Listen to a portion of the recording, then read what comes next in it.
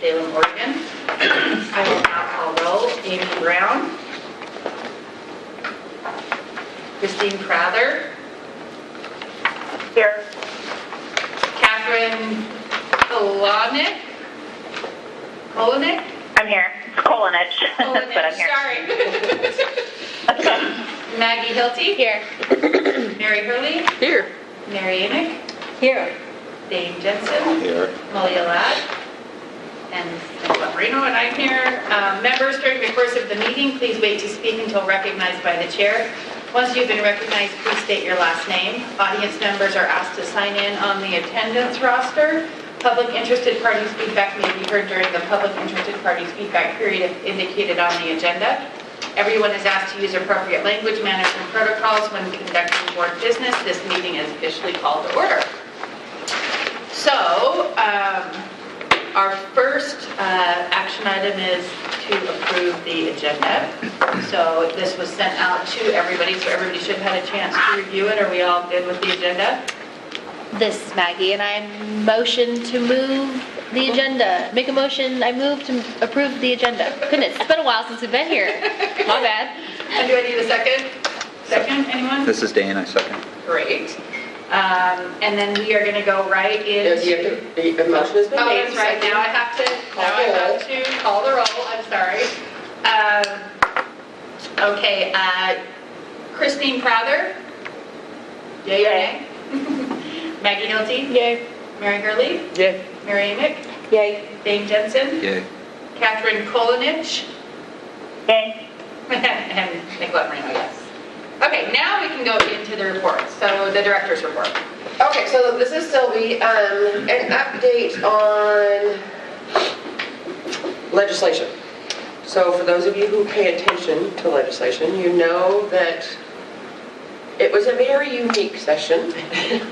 We had a bill, there was a bill brought forward that we were monitoring, which was Senate Bill 1526, which allowed the office to then use more documentation for proof of high school diploma than just a high school diploma.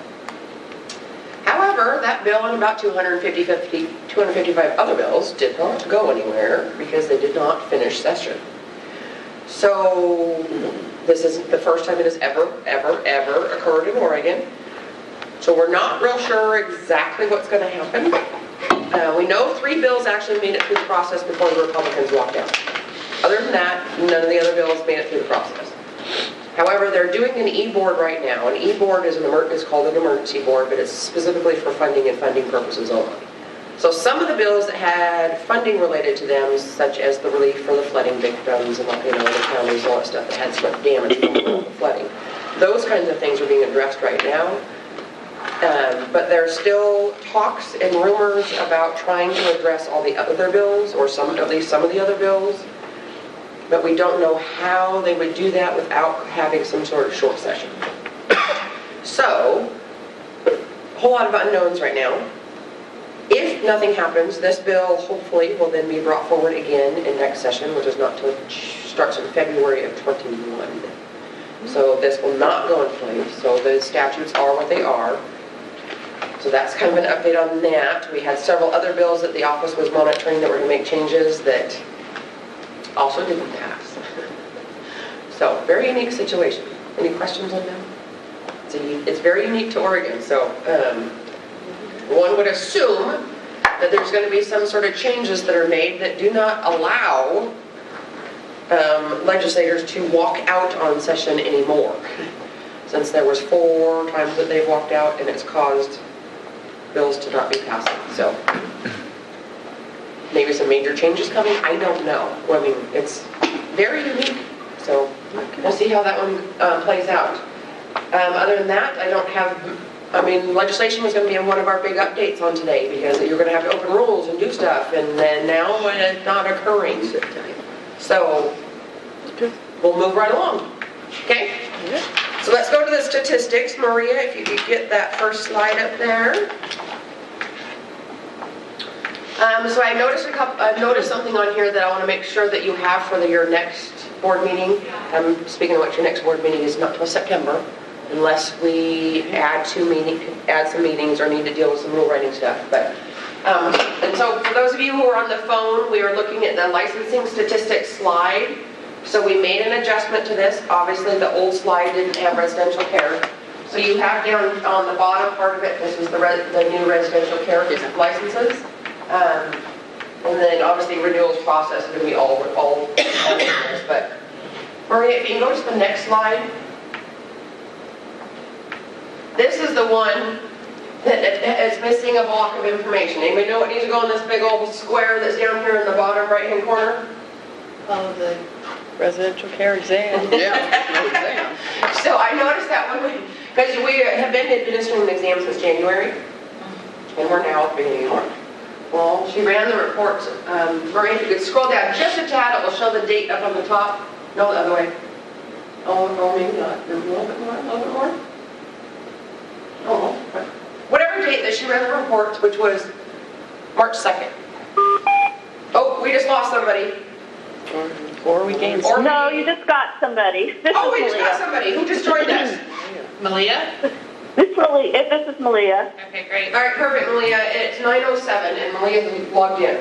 So Malia, we are looking at the examination statistics slide, and what I was pointing out is the fact that there's a whole empty spot on the bottom right-hand side because the statistics for the residential care exam has not been added to the slide yet. So we'll make sure that our person who creates these gets that added. Okay, thank you. No problem. Next slide.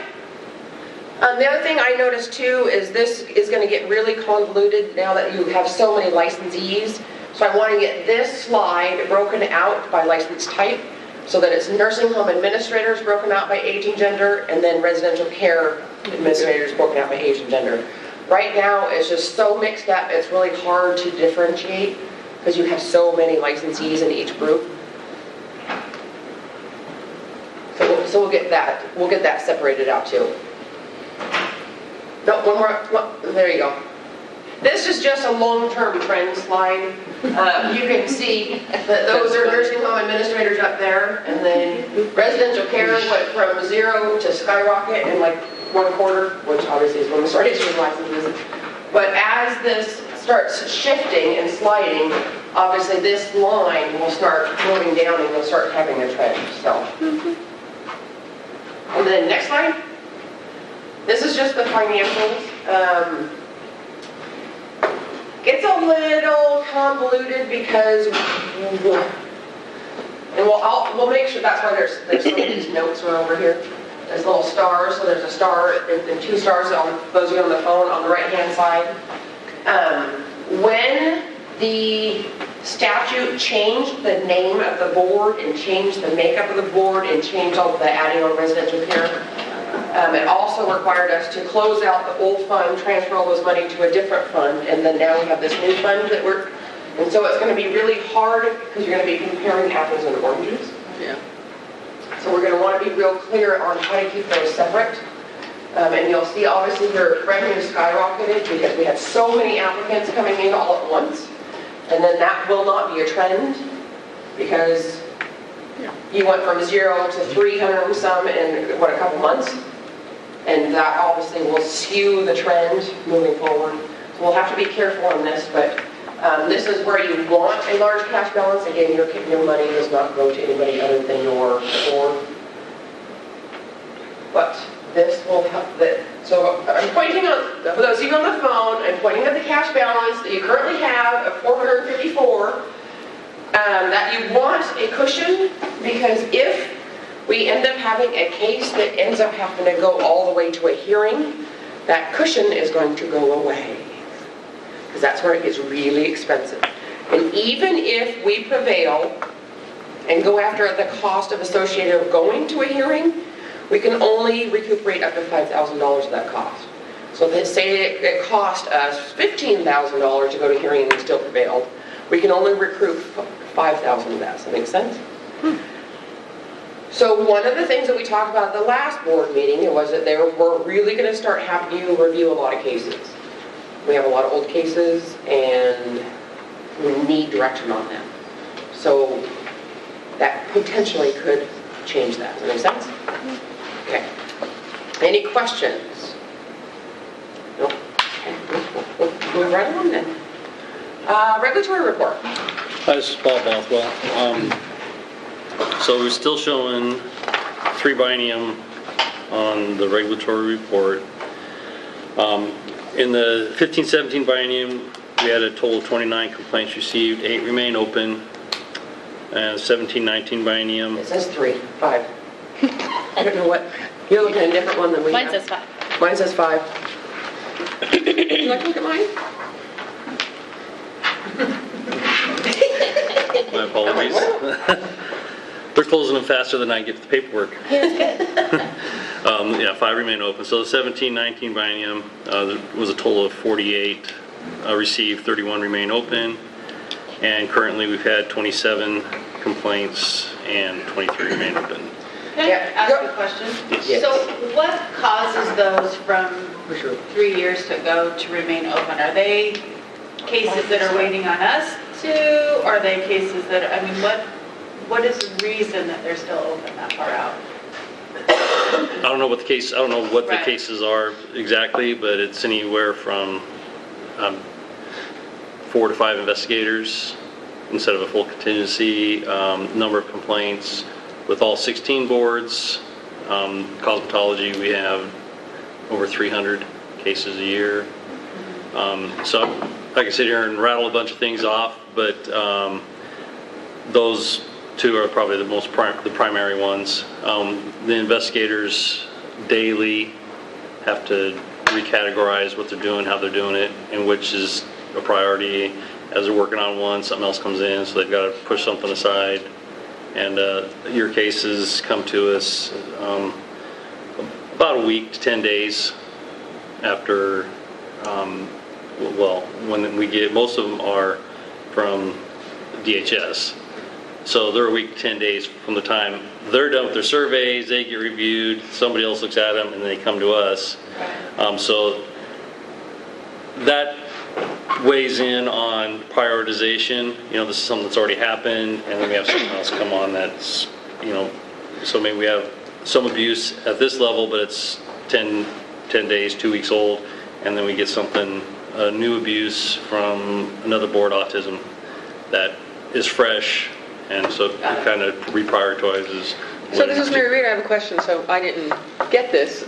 I guess for some reason I thought we had investigators assigned to our board.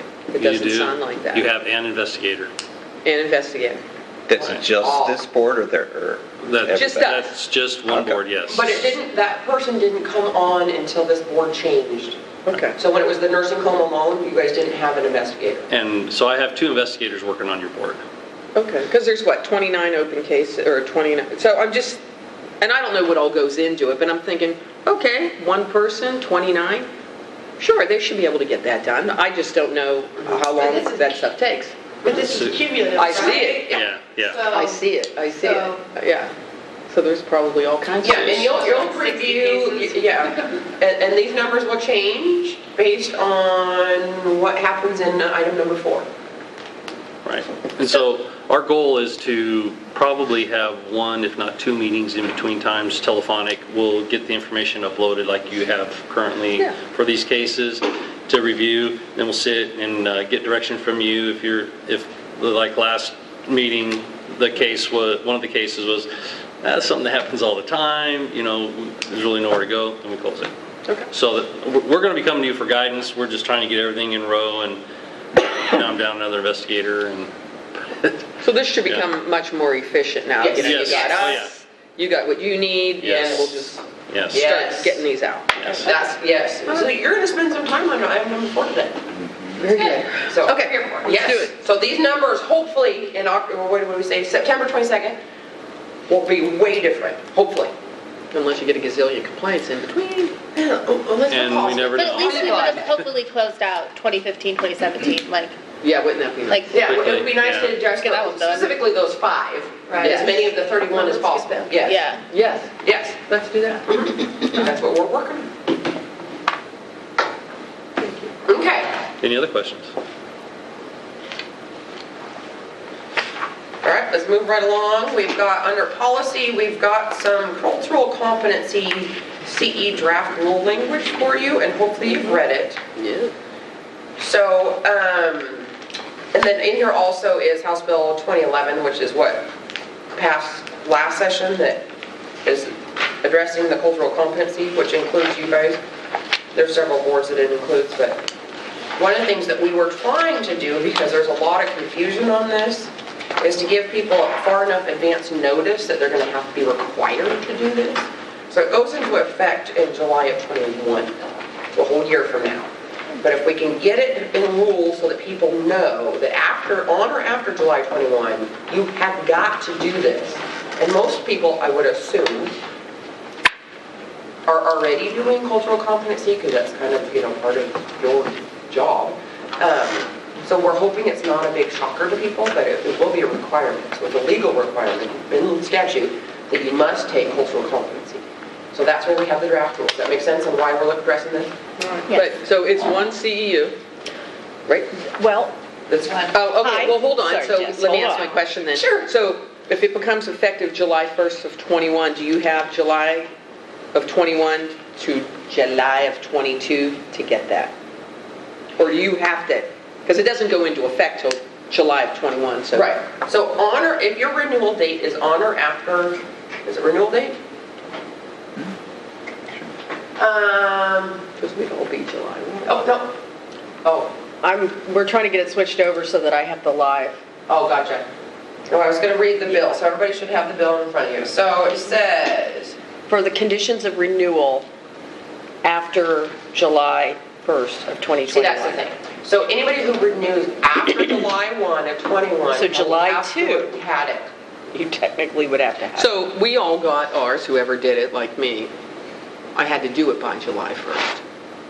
So do I have to have it before July 1st or after? If it's a condition of renewal, then it's anybody who renews with us on or after July 1 of 21. So it would have to be taken before. it. Yeah, mine You will have have to to be take it before before. because mine became effective Right. July 1st. Yep. Your license? Yes. Which is why we want to get it ruled now, so Right. people are starting. So then being so we aware. get it on. Okay. Well, and it's an awareness thing, and because there's some choices, the reason I highlighted, and once we get it switched over, you'll notice I highlight things in yellow that are up to the board. By the way, for the record, this is Ann Thompson. Whenever there's a discussion point, I like to make it in highlight because it really is up to you as a board, both for nursing home administrators and residential care. While you're required to include this as a condition for renewal, how many hours is entirely up to you. Would you like to boost up the overall, in a year instead of 10, you got to have 15, and of that 5 has to be cultural. I mean, this is up for your discussion. It is, because reading bills is a specialty. It's not like just because you can read bills. It's like English as a second language.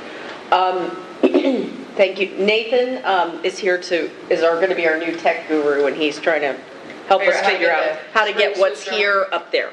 But It's this, what's interesting about this bill is, if you were familiar when we had a bill in 2013 that listed all the boards, it made cultural competency an option that boards could, if they chose to, add cultural competency as a required CEU. However, that bill required that cultural competency to be acquired through courses approved by the OHA Office of Equity and Inclusion.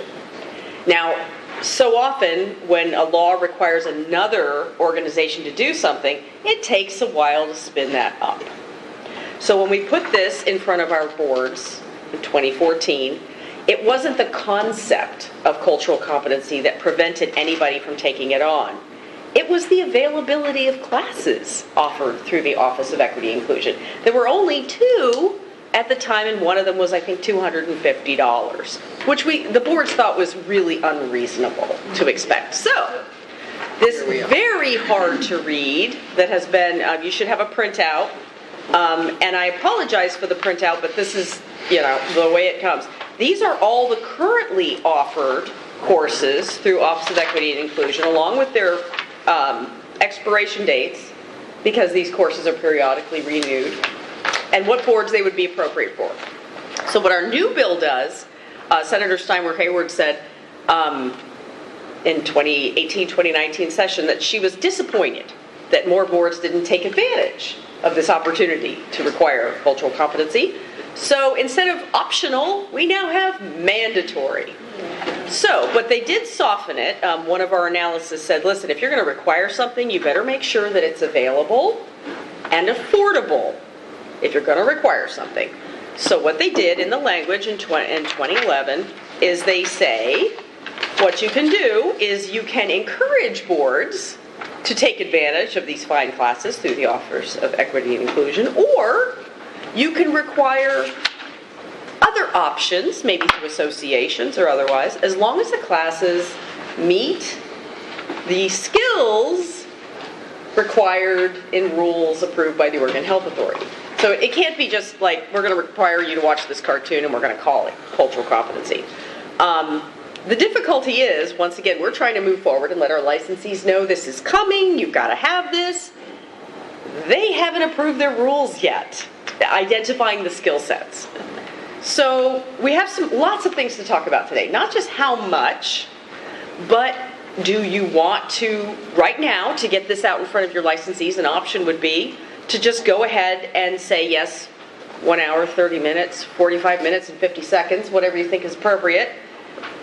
And the course has to be approved through, the Office of Equity and Inclusion. You can choose one of these. And then later on, when the Oregon Health Authority gets caught up and identifies the skill sets in these things, you might say, or through our association, as long as they match these rules. Well, theoretically, if you put the language in there that says that the content is approved by the Office of Equity and Inclusion. Ideally, if we put that language in there, that doesn't prevent Leading Age or Oregon Healthcare Association or anybody for that matter from creating curriculum, sending it to them, getting their approval, and then moving that. That is exactly right. That just keeps it a nice broad scope at this point, and I guess to move things along, I would say an hour seems sufficient. It doesn't have to be forever. I mean, we can always open rules once a whole bunch of classes, or say both associations come up with this great 4-hour class, and we want it, and we review it and say, we want everybody to take a 4-hour class. We can change it later. So I would propose that we put an hour in there, and that the language we put in there that it can be one of these classes or a class that has been approved by the Office of Equity and Inclusion. Equity and Inclusion. Okay, well, when we get rolling. Well, Nathan's still trying to figure out why it's not switching up. Why it's not switching over. But I think that that's actually a very wise decision. Is that it, or is that Maria, is that you? Oh. Yeah, these are some of the classes, and again, I apologize for how small the type is, but this is kind of, when they set these tables up, they want to make sure that they have expiration dates, when contact information, and what's great is a lot of these have websites associated with them, if you'll notice here. Portland Community College, some of these are online, and you can go on, and when this really started getting rolled up last year, I noticed that the consistency, the legitimacy of the courses, everything started becoming much more normal. When you compare it to normal CEU credit hours, everything started stabilizing. When they first showed up, there was one class that was offered on the website was a WordPress, which is always a little disconcerting when somebody's blogging and charging for the course. And there was another one that was I give classes to groups of 20 or more, and it was like $500. And so the courses are much more accessible, available. The other thing the office is getting good on is we've had incidents where we had lactation consultants, music therapists that were added on as programs.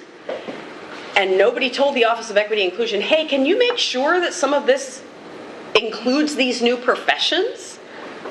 So they've had to kind of get comfortable with, instead of just putting information out there, and it's the static information, make it avail yourself of it, to more of a dynamic. Are these classes still being offered? Is it consistent? Just kind of actively maintaining this database, as it were. And so everything, we're here. So everything has been kind of, unfortunately, sometimes with laws, they're not reactive, they get ahead of other things, and then other things have to spin up. Thank you, Nathan. Is there any way that we can, this is Mary Rita, to see what the cost is? I mean, it's all well and good to hear that they're affordable. Everybody has their own definition of what is affordable. Sure. You know, and I know that'll change, everything changes over time, but if we make a blanket statement and say, these are the ones currently, and anything else that gets approved, and people are like, holy crap, that's a lot of money just for the CEU, I don't know. Well, we have to require it. I mean, that's the thing, is I it's going to understand. be out there. Yeah. But again, they're a little bit behind in that they're still focusing on the 2013 bill that was referred to by Ms. Sylvie. So, become an OHA-approved training. We're receiving new ones. Again, they're constantly deadlines, they're reviewing them for their materials, currently approved. This is going to be the little chart, which is about as helpful. Let's just, I think, Find a 1 hour class and just click on one of the 1 hour yeah, let's classes. do that. I just tried to do it on one of them on my phone, but it asked for a login, so. Let's just try this one. I have no idea what this is. Let's give it a go. We do. Contact us. Services. Huh. Interesting. Cultural issues. PCC should be pretty good. It's an 8-hour class though, what you're just clicked on. Competency for health professionals. Sorry, it's just very hard to read.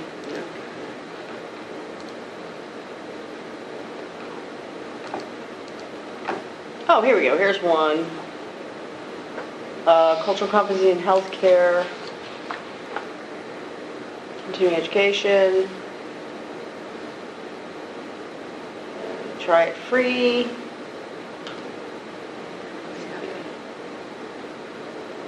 Yeah, this is for chiropractors.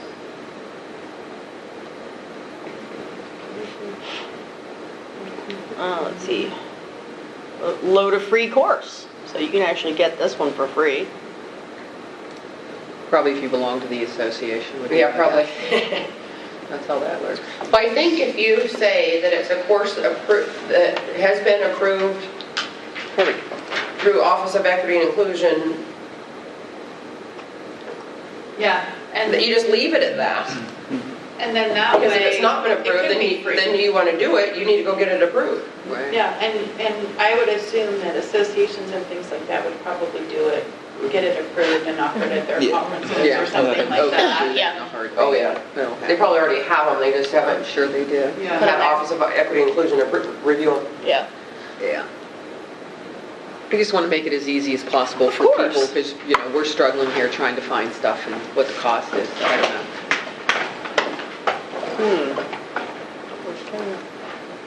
Yeah, sorry. I mean, it was something that the last time I looked wasn't too bad. I can do some research and bring it back to you. Okay, that's good, thank you. But so for next one.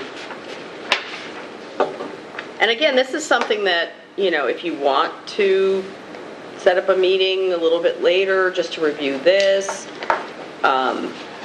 So this I do is, not No. want to do that. No need. Okay. It's just out of That'll be curiosity. The trade association. so let's go back to the wordsmithing. So are everybody okay, comfortable with 1 hour? a meeting? Yes. So our goal to just, back the bus up a minute. So today what we're going to do is we're going to try and wordsmith and get it as best you can, and then you're going to adopt proposed rules and a rule schedule and all kinds of other stuff. Then it's going to go out to public comment. And then at your September meeting, you're going to review all the public comment and vote on permanent rules. So that's our goal today. And it's just one little teeny tiny section that's not going to take you long. Like, remember when we both worked on rules and it took a long time? This isn't going to take long, but that's our goal today. So that's why we want you to wordsmith and feel comfortable with everything. You won't finalize the rule until September, after the public has had time to comment on the wordsmithing that you did. Okay? Okay, so I took out the C since, you didn't seem to want to explore other options outside of what we have right now. This is the Office of Equity Inclusion. Essentially, the Oregon Health Authority approves the courses that end up on these things. They check the skills and they check the availability and all that. And B, uppercase B, which these need to be little b's, is something where B covers, that whole piece of the bill that says you can approve stuff that's outside, or do you just want to have the health authority, just A? No, you have to have both because that's what the bill says. But I would say approved by the Oregon Health Authority, and then before your, whatever the thing is called. Semicolon. Add in, no, before it, the health authority. There you go.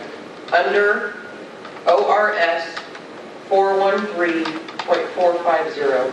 ORS 413? .450. The reason I want to add that, doesn't change what you guys are doing. We are the Oregon Health Authority also. So this is just to clarify what portion of the Oregon Health Authority does it. So we're all under the Oregon Health Authority, but we all have different statutes. So that's where if somebody was going to say, well, you are the Oregon Health Authority, why aren't you approving it? Well, because this is not our statute. There's a different statute that covers the Office of Equity and Inclusion. That's why I want to add it. It doesn't change what you're doing. It just clarifies to people that the Health Authority is very large and many, many offices, and that's the office that gets to approve it. Make sense? Okay, so the Oregon Health Authority, we'd probably want the statutory reference under little b as well. Yep, yes, please.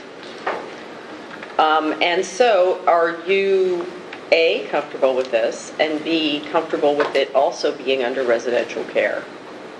Or do you want to have something different for the residential care facility administrators? I'm fine with this. Yeah, I think we just cut and paste it. It would be the same for both? Yes. Any good? Wow. Oh, you need to add that number 3 does not, on here, that number 3 does not pertain to people who are retired, not practicing, or reside in this state but not practice that. The exemption.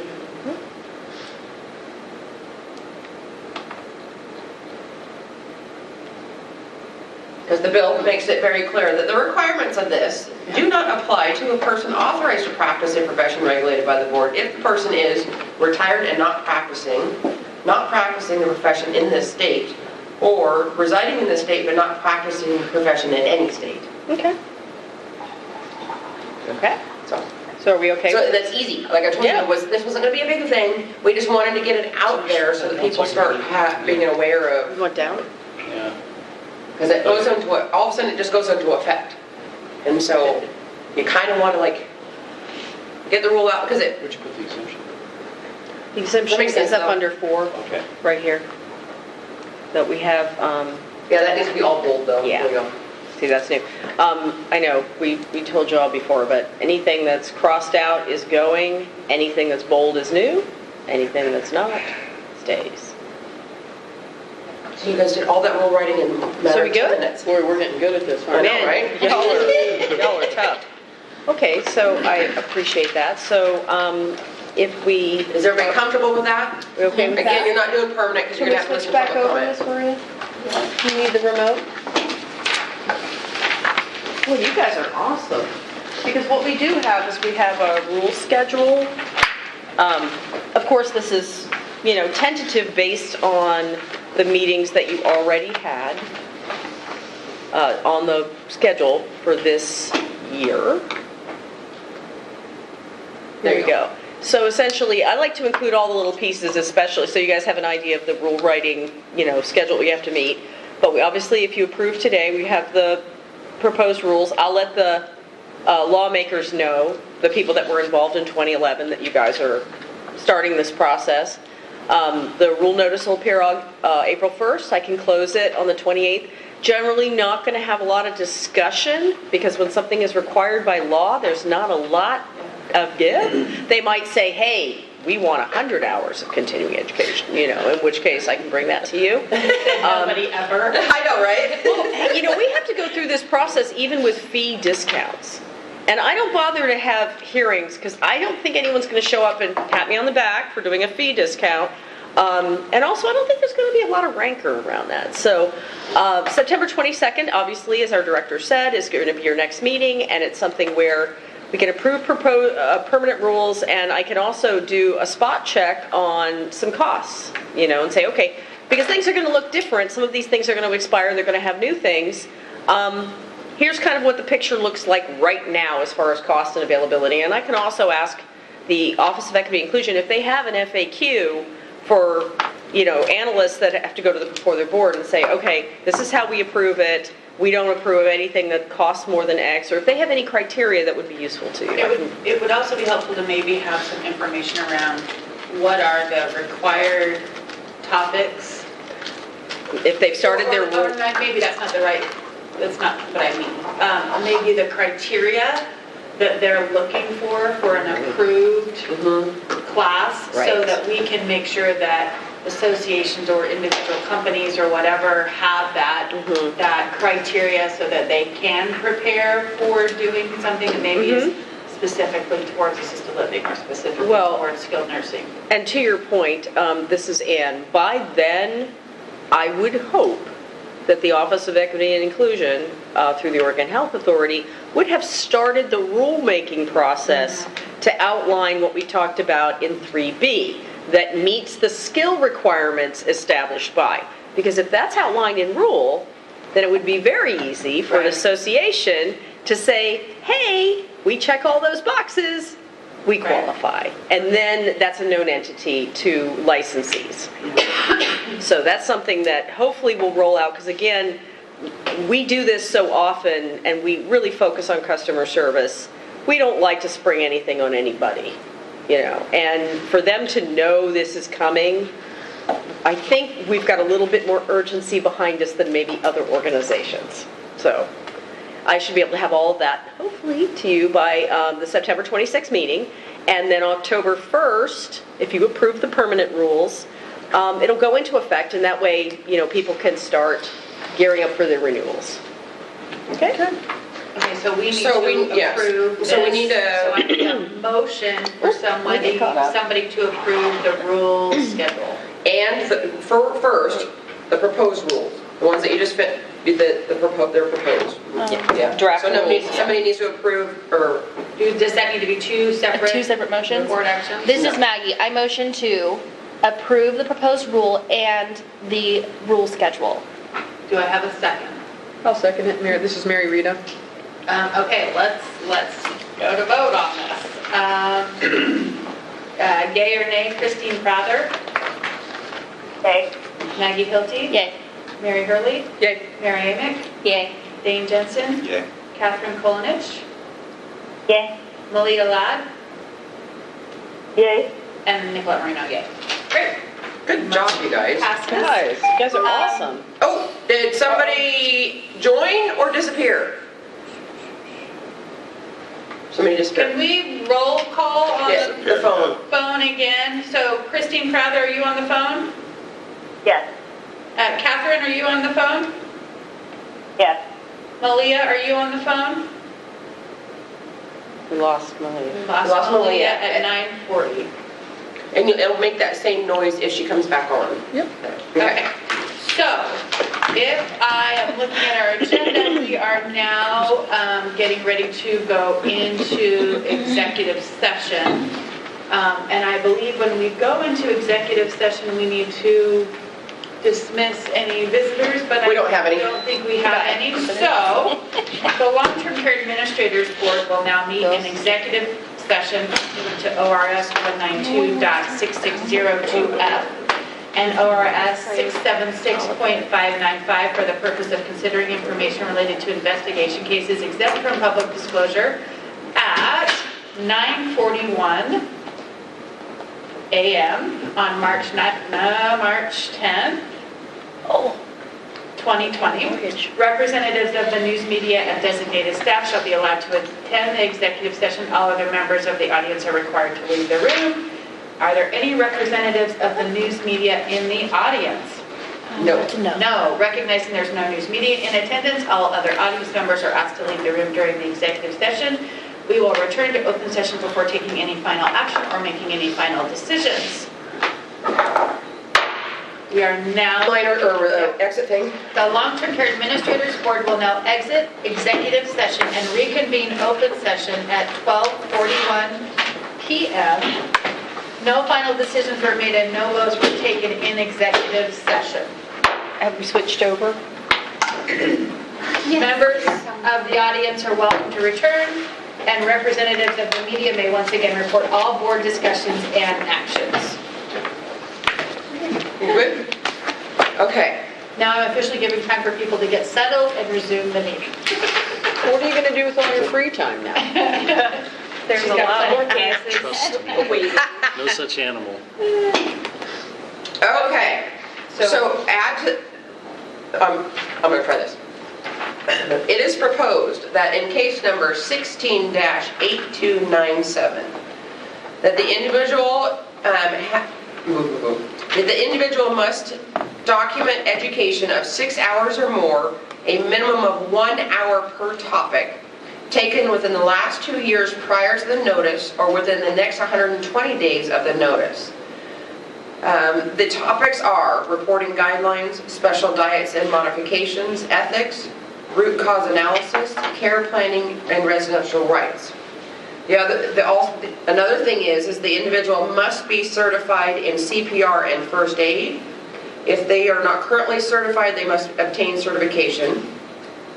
Additionally, the individual will be assessed a civil penalty in the amount of $5,000, of which $2,500 will be stayed if no violations that are substantially equivalent to this occur within the next 2 years after the date of the notice.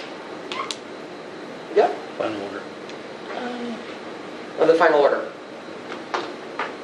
So we need a so moved in a second. Oh, this is Maggie, I move to, Let's just say so moved. so moved. I'll second it. It's Mary Rita. Okay, we need to do a roll call for this. So, Malia Ladd,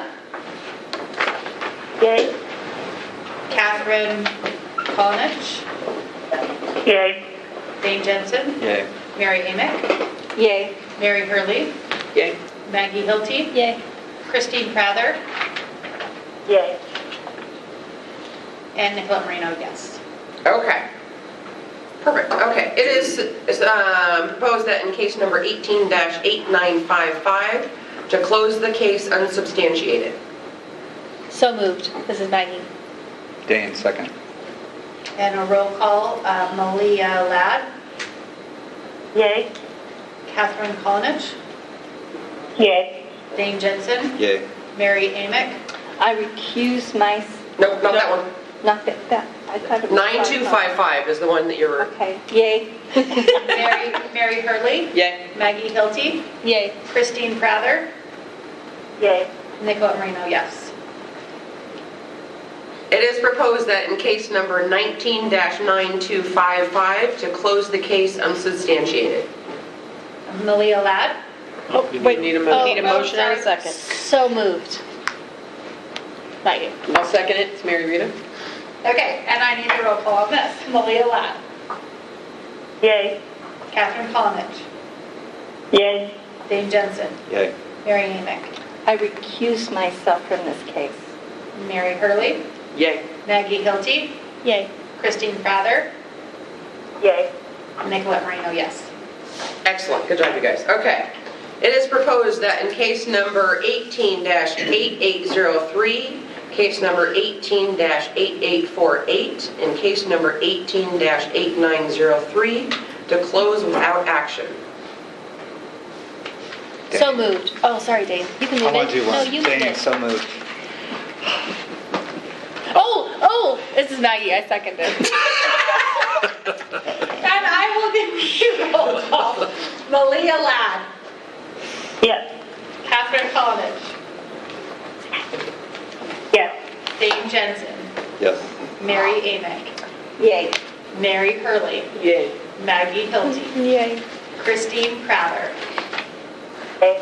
and Nicolette Marino, yay. Excellent, good job, you guys. All right. All right, so this is Sylvie, let's move on. We are back on the agenda on item number 6, which is public interested parties feedback. And as you can see, there's no public or interested parties in the audience. So we can move on to item number 7, other board business. So we currently have your next full board meeting scheduled for September 22nd. And keep in mind, that's the full board meeting, so at that meeting, you will be addressing the public comment on the rules that we did, if we get any. You'll also be voting on the permanent rule. However, we can schedule between now and then other board meetings that are not the full board meetings if we need you to address anything. So you most likely will get an email from Maria, because her replacement will not be fully up and operational probably even come September. So you'll hear from Maria if we need you to meet to address something. We will give you your options on whether or not it's telephonic or if it's better to be in person. Again, it's always your choice. Obviously, you can be telephonic and still do board business. But is there anything else that you guys would like on the agenda for September? That's a long ways away, but Mary Rita would like some brownies. Oh, no, I'm just You teasing. know. I like lemon meringue. It would be helpful to see the numbers of the testing. So would you guys of the like assisted to? living administrators? Would you like us to Or is that- email you the statistics on the residential care exam? Sure. So we can I find email that that out. interesting. Yes. Yeah. Because it was not a part of the materials. We'll make sure it's a part of the materials for September. Do we have an exam? Yes. People started taking it. In January. It went into effect January I 2nd. thought we were creating it. We just did with We did create it. Where was I? No, we didn't. They have a test creator who on the staff. You met him. He's right over there. Did I see it? No, you did not see it. I'd like to see the You questions. should go take the test. I'm not taking it. That's the only way you get to see it. Grand- So obviously the I'd love to see it since the test we is said okay. confidential. So, Oh. yes. But the test is on Oregon laws and rules, both our laws and rules And and DHS's laws and rules. Yeah. So us and DHS created an exam. So, but we'll get you the statistics. So you would like, I'm going to contact our statistic person. We can probably get it from Dale because it doesn't need to be in the nice pretty format. Oh, I was going to say I can just have her recraft that and No, send just it get it out. from Dale because it's very specific. Dale will be able to get it. Yeah. So how many people with the new test? Yeah, I would just like to know how many people have taken it and what the Pass-fail rate is. Yeah. Okay, we'll get that out to you and we'll make sure it's on the next materials. Anything else? Anybody on the phone have any questions, comments, concerns? No other I'm board done. business? Hearing no other board business, the Long-Term Care Administrators Board meeting is adjourned at 12:49 p.m.